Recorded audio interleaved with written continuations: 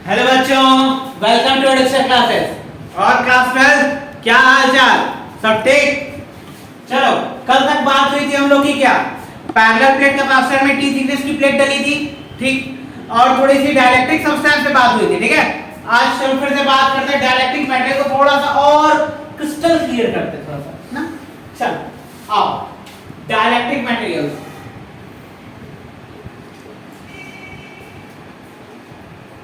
क्या होता है डाइलेक्ट्रिक मटेरियल्स? देखो, dielectric materials are very poor in conductivity. Dielectric materials क्या होते हैं? बहुत ही खराब होते हैं कंडक्टिविटी में। Dielectric materials are very bad in conductivity.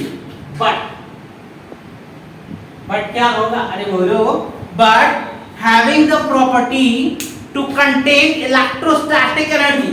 इसके पास प्रॉपर्टी क्या? इलेक्ट्रोस्टैटिक एनर्जी को कंटेन करने की प्रॉपर्टी है। But having property to contain electrostatic energy, ठीक है। किसको कंटेन करने की प्रॉपर्टी है? इलेक्ट्रोस्टैटिक एनर्जी को। इलेक्ट्रोस्टैटिक एनर्जी को क्या कर सकता है? कंटेन करके रख सकता है। चलो देखा जाए कैसे। चलो देखा जाए, अरे भैया देखा जाए। देखो, ये है हमारा पैरेलल वाला प्लेट कैपेसिटर। बोलो, पैरेलल प्लेट कैपेसिटर है ना? अरे बोलो करो, है ना? ये देखो इंड्यूस हुआ, इसके अंदर डाइलेक्ट्रिक वैल्यू मटेरियल डाल दो फटाक से। ये देखो हाई डाइलेक्ट्रिक मटेरियल है। अब ये देखो ये क्या करेगा? इंड्यूस करेगा। अरे बोलो, इंड्यूस करेगा ना? बोलो बोलो, इंड्यूस करेगा। इंड्यूस करेगा तो क्या बनेगा अंदर? इंड्यूस करने पे क्या क्रिएट होता है अंदर? डाइपोल क्रिएट होगा। बोलो, जब इंड्यूस करेगा तो पॉजिटिव एक साइड, नेगेटिव एक साइड, नेगेटिव का क्लाउड एक साइड होगा ना, पॉजिटिव एक साइड हो जाएगा, जिसकी वजह से क्या क्रिएट हो जाएगा? Electric dipole. और इनसाइड इलेक्ट्रिक डाइपोल क्रिएट होगा तो क्या बनता है? अरे बोलो, क्या लगता है? इस पे क्या स्टोर होगा? Electrostatic energy. अरे बोलो करो, था ना?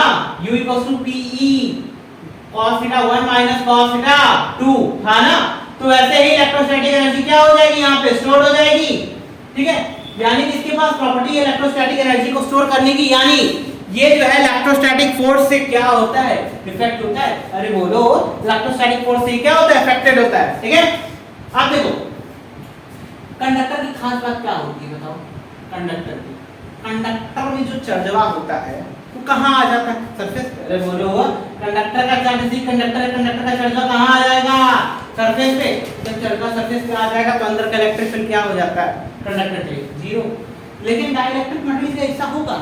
सोचो, डाइलेक्ट्रिक मटेरियल के लिए क्या इलेक्ट्रिक फील्ड जीरो हो जाएगा इनसाइड? पता नहीं, चलो देखते हैं। देखो, हाई है तुम्हारा अप्लाइड फील्ड, ठीक। इस अप्लाइड फील्ड में तुम क्या रखे हो? डाइलेक्ट्रिक मटेरियल रख दिए। बोलो, ये पॉजिटिव पॉजिटिव पॉजिटिव पॉजिटिव, तो यहाँ क्या बना गया? Negative positive, negative positive, negative positive, negative positive. बोलो, फिर negative positive, negative positive, negative positive, negative positive. बोलो, नेगेटिव नेगेटिव नेगेटिव होगा। अरे बोलो, बोलो करो, होगा ना? अच्छा ये बताओ, जो नेट इलेक्ट्रिक फील्ड इनसाइड होगा क्या आउटसाइड के बराबर होगा? मतलब जितना पॉजिटिव का फील्ड होगा उतना नेगेटिव कह सकते हैं? नहीं कह सकते ना, कह ही नहीं सकते, क्योंकि जितना पॉजिटिव होगा उतना नेगेटिव नहीं होगा। लेकिन नेट इलेक्ट्रिक फील्ड क्या हो रहा होगा? जो कलेक्टिव नेट इलेक्ट्रिक फील्ड इस डाइपोल का बन रहा होगा, नेट इलेक्ट्रिक फील्ड रिड्यूस हो रहा होगा कि नहीं? अरे बोलो ना, होगा ना? जैसे ही कनेक्टेड है बैटरी से तो बाहर का इलेक्ट्रिक फील्ड किधर होगा? अरे बोलो ना, पॉजिटिव से नेगेटिव इधर जाएगा। बोलो, जाएगा ना? अंदरवा का कहां जाएगा? इधर जाएगा। तो नेट इलेक्ट्रिक फील्ड इसको क्या कहते हैं? ई आउटसाइड, और ये क्या है? E inside. तो नेट इलेक्ट्रिक फील्ड क्या होगा? Net electric field equals to E outside minus E inside. यानी नेट इलेक्ट्रिक फील्ड रिड्यूस हो रहा है। जब नेट इलेक्ट्रिक फील्ड क्या होगा?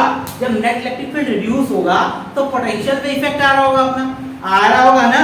बोलो, तो यानी कि नेट इलेक्ट्रिक फील्ड किसी भी डाइलेक्ट्रिक मटेरियल के अंदर जीरो नहीं हो सकता, टोटल रिड्यूस हो सकता है। इफेक्टिव जो नेट इलेक्ट्रिक फील्ड आएगा वो रिड्यूस हो सकता है, कभी भी जीरो नहीं होगा, ठीक है। समझ में आया? ठीक है। अब देखो, जब नेट इलेक्ट्रिक फील्ड जीरो नहीं हो रहा है, सिर्फ रिड्यूस हो रहा है, तो ये कैपेसिटर को कैसे इफेक्ट कर रहा है? बोलो, कैपेसिटर को कैसे इफेक्ट कर रहा है? चलो बताते हैं फिर से। देखो जब ये करेगा तो नेट इलेक्ट्रिक फील्ड घटा, तो E इक्वल टू क्या बताया थे relation, E equal to V by D बताए थे। अरे बोलो, अब इलेक्ट्रिक फील्ड घटा तो इलेक्ट्रिक फील्ड घटा तो पोटेंशियल भी क्या हो गया होगा, घट गया होगा, क्योंकि प्लेट के बीच का सेपरेशन तो कम नहीं ना किया गया है, प्लेट को मूव नहीं कराया गया है। इसका मतलब ये है कि इलेक्ट्रिक फील्ड अगर रिड्यूस हुआ होगा तो पोटेंशियल भी क्या हो गया होगा, रिड्यूस। बोलो हो गया होगा। अब C इक्वल टू क्या होता है, Q बाई V। पोटेंशियल घटा तो कैपेसिटेंस क्या हो गया होगा, बढ़ गया होगा ना, कहते हो। अरे बोलो, यानी कि पोटेंशियल घटा कैपेसिटेंस बढ़ जाएगा, यानी इसकी कैपेसिटी क्या हो जाएगी, इंक्रीज हो जाएगी। समझ में आयल? बोलो, चलो नोट करो इतना।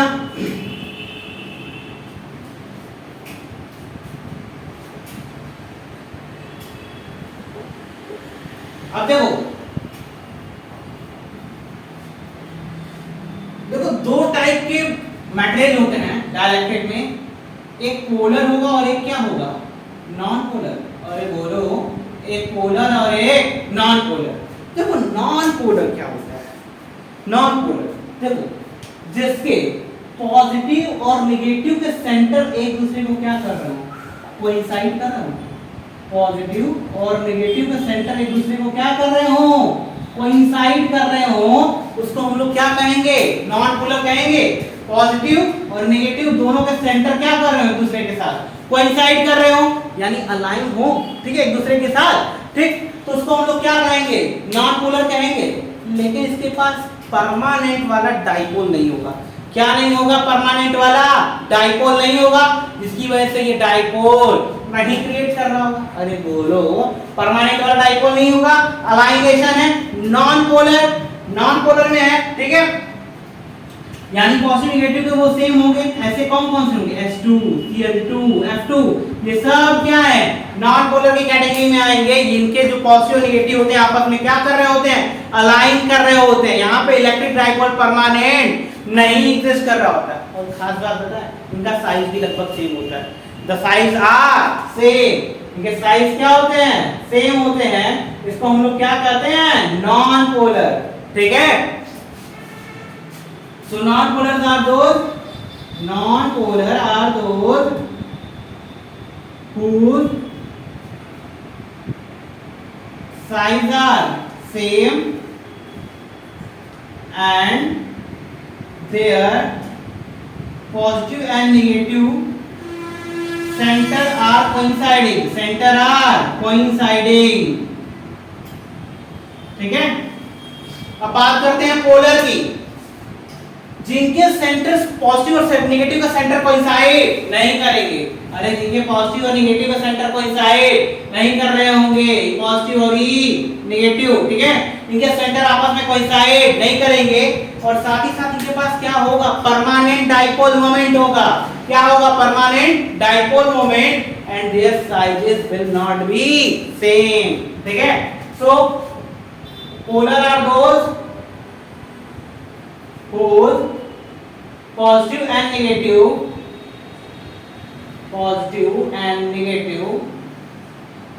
centers are not coinciding,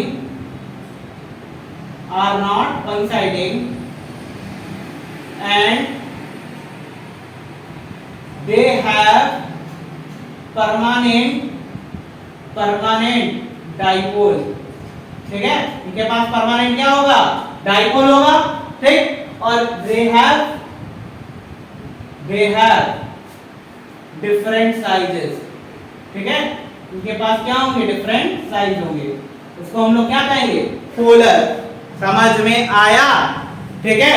तो ये रहा डाइलेक्ट्रिक मटेरियल का कॉन्सेप्ट, जिसमें पोलर, नॉन पोलर और उसके मटेरियल्स कैसे इफेक्ट हो रहे हैं, इसके बारे में डिस्कशन हुआ, ठीक है।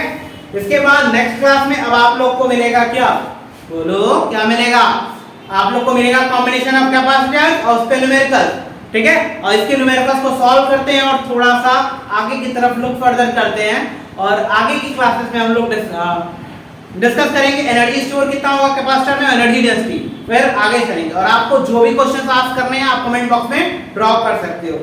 Thank you class.